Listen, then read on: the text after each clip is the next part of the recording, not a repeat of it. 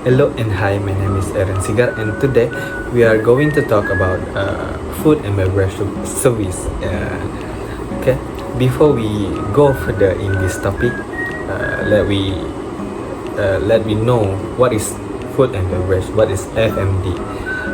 Food and beverage is the provision for food and beverage away from home is the most important function in this dynamic sector.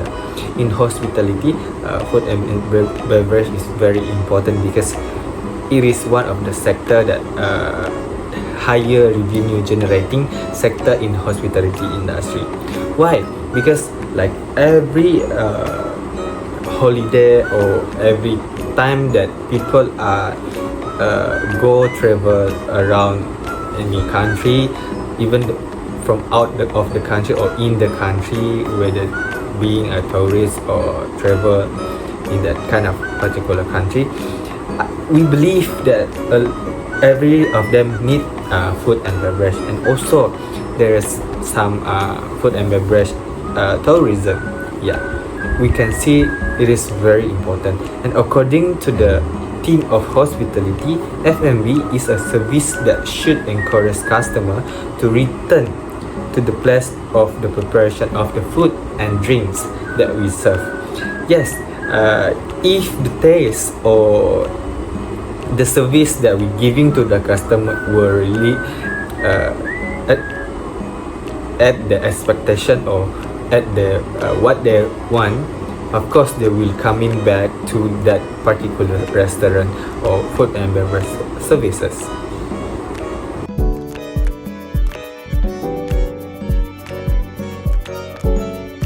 My name is Tess Byrne. I've worked in the hospitality and tourism industry for over 30 years. During that time, I've seen trends and fashions change, but the fundamental skills which staff working in our industry require have not. These training videos have been designed to help you with induction of new staff, ongoing training of existing staff, and to help you and us to encourage staff to stay in our industry. The important point is that through staff training, our customers' experiences are going to be positive ones, and this will encourage our customers to come back again and again. We hope that you will find these videos worthwhile for you and your team. Thank you. Food production is all about preparing food in which raw materials are converted into ready-made food products for human use either in the home or in the food processing industries. Food production is not just cooking and serving. Apart from this, they have to invent, assume, build, and manage people. Food production further classified into different types including cultivation, selection, crop management, harvesting, crop production, preserving, baking, pasteurizing, puriting, carving, batching, fermenting, pickling, drink and candy making, restaurant, etc. Methods of food production including chopping or slicing of vegetables, curing food, grinding and marinating, emulsification, food fermentation, fermenting beer at brewing industries, boiling, broiling, frying, grilling, steaming and mixing, pasteurization, fruit juice processing, removing these outer layers either by peeling and skinning, gasification of soft drinks, and lastly, preserving and packaging of food products by vacuum packs. Next is the importance of safety in food production is to ensuring food safety is a commitment to the health and well-being of customers. Contaminated of unsafe food can lead to severe health issues, tarnishing the reputation of the establishment. Good day everyone, my name is Tashalni Velayudham and today I am going to present about purchasing in the food and beverages industry. Process that involved is acquiring goods or ingredients, supplies, equipment and services necessary to prepare, serve and manage the offerings for the operation of businesses like restaurants, cafes, catering services and many more. Effective purchasing is essential for maintaining quality, managing costs and ensuring a smooth supply chain. So there will be a 7 key aspects of purchasing in the food and beverages industry, which is sourcing that involves supplier selection. Second is quality control. Third is cost control. Fourth is inventory management. Then supply chain efficiency and sustainability. Next is regulatory compliance, and last is technology integration. These 7 key aspects, plus with the 30% of implementation in the food and beverages industry, will be the output for the 100% successful food services. So, these are the key aspects that I mentioned just now. First is sourcing, where it involves supplier selection. The business should find reliable suppliers with high quality products at competitive prices. This is also involved building relationship with vendors, negotiating contracts, and researching different options. And the F&B business often diversify their supplier base to reduce dependence on a single source and to ensure a consistent supply of goods. Second is quality control, where the business should establish specification for ingredients and supplies, inspecting deliveries, and also ensuring adherence to food safety regulation. Third is cost control, where the business will negotiate terms with suppliers, minimizing waste and finding cost-effective alternative without compromising quality. Fourth is inventory management. This is very important key aspect, where the business should maintain the optimal stock level to avoid shortages or excessive spoilage. This is also involved tracking usage, setting par levels, and implementing efficient storage practices. For example, first in, first out principle. And fifth is supply chain efficiency and sustainability, where they will evaluate menu requirement, customer demand, and upcoming events to accurately predict the quantity of ingredients and supplies needed. They will consider the factors such as fair trade, environmental impact, and social responsibility when selecting the suppliers.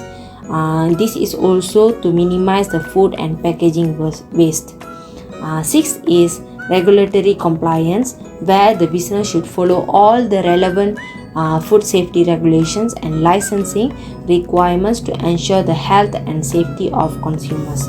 And last will be technology integration, where the business will do the online ordering, supply chain management, blockchain technology, smart inventory system, and also digital payment system.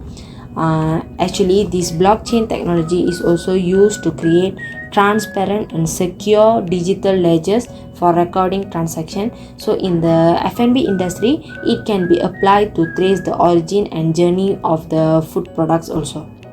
Moving on to the type of food services type, which include various activities related to the preparation, distribution, and consumption of food. First is food preparation, which involve the preparation of ingredients and cooking activities. For example, restaurant, catering, central kitchen, and all kind of outlets that prepare the food. And second is food distribution and delivery, which involve transportation and delivery of the food to certain location. For example, the medium that we can use to distribute the food is GrabFood, Foodpanda, Shopee Food, and many more. Third type is fast food services, which prepare the food and drinks in an instant rate compared to the normal food store. For example, KFC, McDonald's, Burger King, and many other fast food services. And fourth will be retail food services, which is the sales of food that continues to obtained by the consumers in everyday routine. For example, grocery stores, supermarkets, farmers market, and specialty food stores. The fifth type is food service management, which involves planning and organization related to food activities in an institution or business, which we can call as tender. For example, cafeterias in schools, hospitals, corporate offices, and also contract catering for an event like wedding, gathering, or any special occasions. And number 6 is street foods. Street foods vendors or public places that offer a variety of local or western or innovative food and drinks. For example, we can see food and beverage truck or street vendors. Next is luxury food services, which provide small dishes with the use of high quality ingredients, elegant food presentation, expensive prices, and professional food services compared to the regular food shop service that we usually see every day. For example, food at Shangri-La, Gordon Ramsay restaurant and other 5-star restaurants. And lastly, culinary tourism is also one kind of the food services, which is a combination between food and tourism that focuses on tasting and promoting local or traditional or also innovative food or drinks in the certain place. For example, food tours, culinary festivals that we can usually see in our Malaysian food tourism fiestas. So that is all for my part. I will pass it to the next presenter. Thank you. And now we move to the menu planning. In planning the menu, there are a few steps that we are gonna take. The first one is concept and theme. In this concept and theme, we have to brainstorming or put the where the guideline should be. So the second one is the target audience, who that we want to serve, who that we want to give this kind of menu planning. So the third one is marketing analysis. We should analyze some of need or the season that particular menu they want.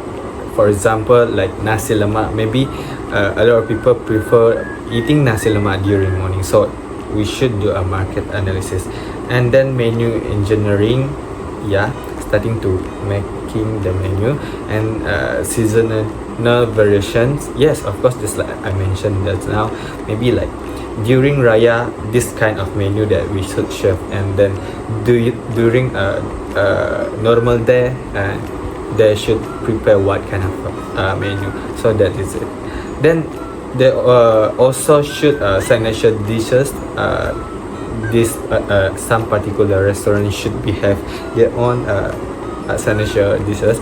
And then the beverage selection, of course, there are. Then allergen and dietary information. We should tell the customer, we should let them know how much calorie on our food. It doesn't mean that we should tell them everything, but at least they know what is inside the dishes or inside the menu that we are serving for them. Like some of people don't like to eat peanut, maybe they get allergic to peanut, so we have to mention this particular thing in our menu. So the menu layout and design, yes, of course, the menu layout and design, we want to encourage a lot of people, or encourage the one that how the people can be to our menu. So I believe that menu layout and design can improve our customer. So then the supply chain consideration, yes, of course, we have to look forward where we can get the raw material of our menu. Next one is training the staff. Why we should give training to the staff who cook the menu? Because we want to maintain the level of the taste and how to cook the menu that we serving. Then we move to the next menu planning is promotion and special. Yes, people in Malaysia, or a lot of people like to have promotion, like to get promotion. For example, buy one free one, something like that. Maybe if you buy this free side dishes, a lot of restaurants nowadays are making this kind of promotion and special. Then feedback machine. Why, if we get feedback from our customer or anyone that eating our food that we have served, this can give us encourage to make it better, make it tastier than before. So we believe that after having this feedback, lastly, we should have adaptability.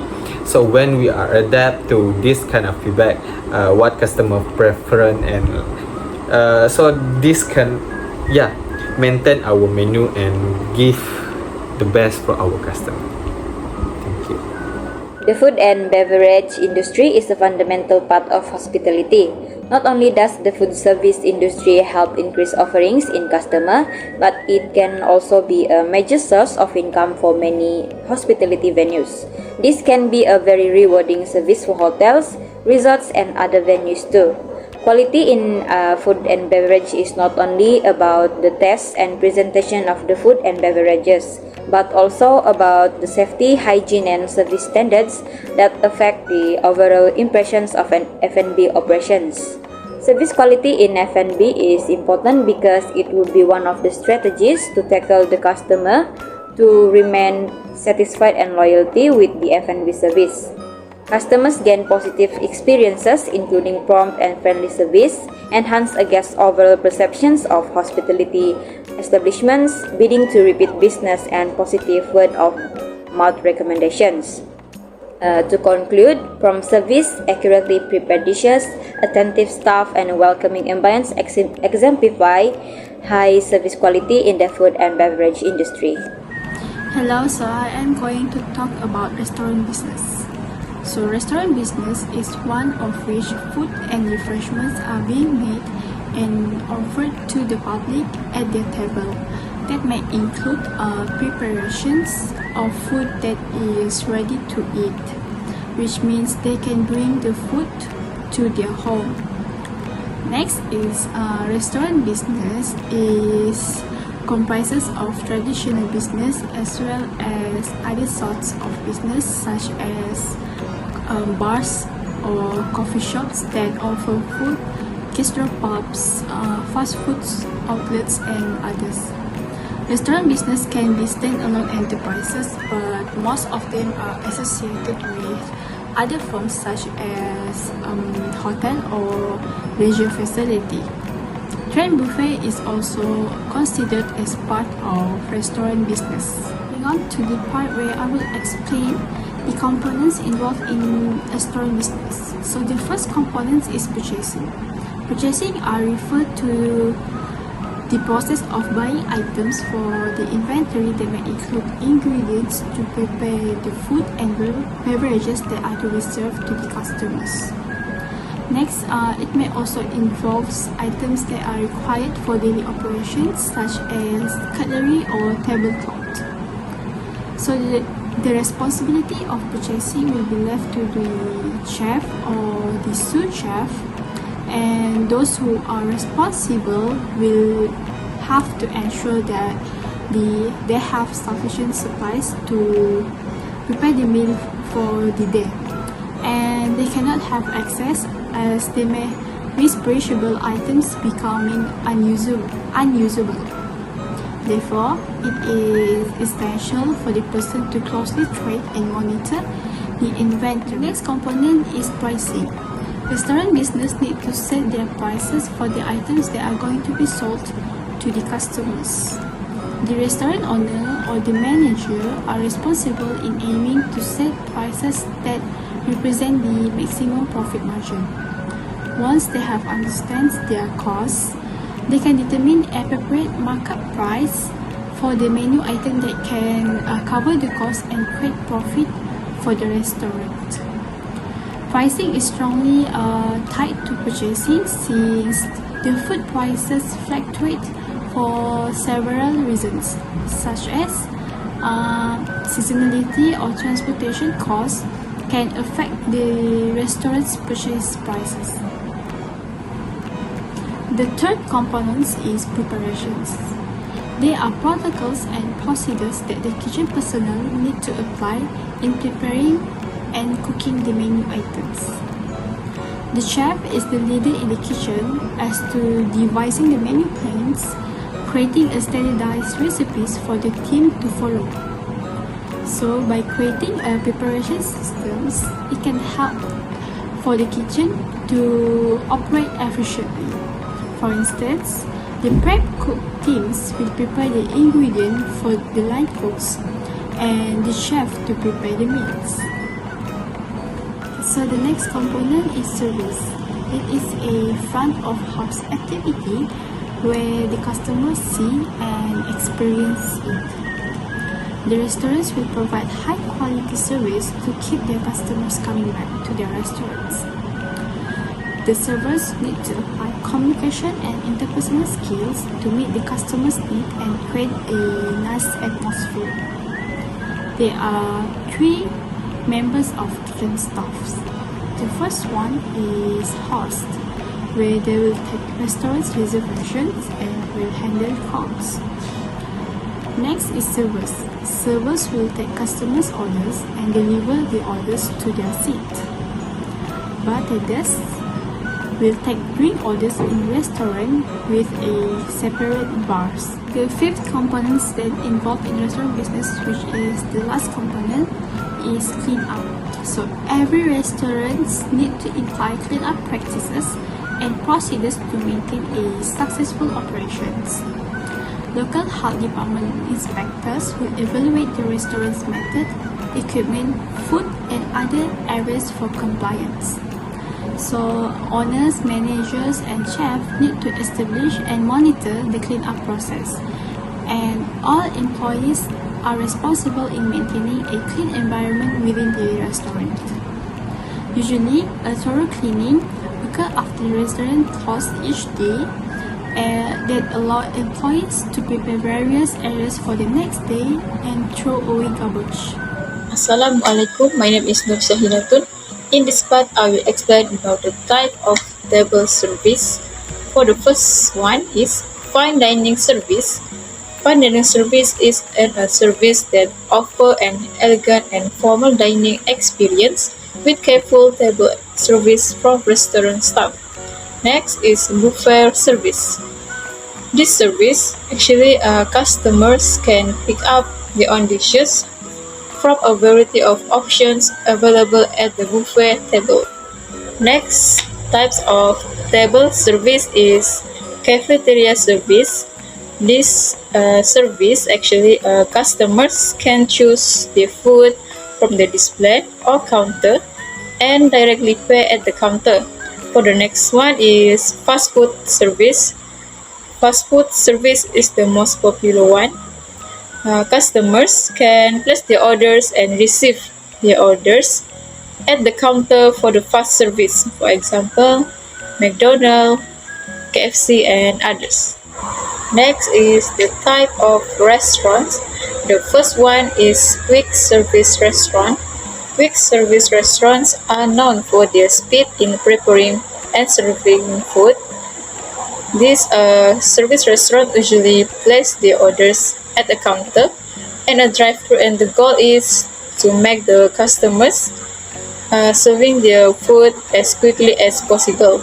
And the best part of this service restaurant is the food is low price, speed, and they will maintaining their consistency. Next is mid-scale restaurant. This type of restaurant is based around menu, choice, value, and comfort. Number 3 is moderate upscale restaurant. This restaurant is more focused on delivering ambience, flexibility, and fashion statement. Number 4 is upscale restaurant. This type of restaurant is focused in deliver on experience towards their customers, style, and ambience.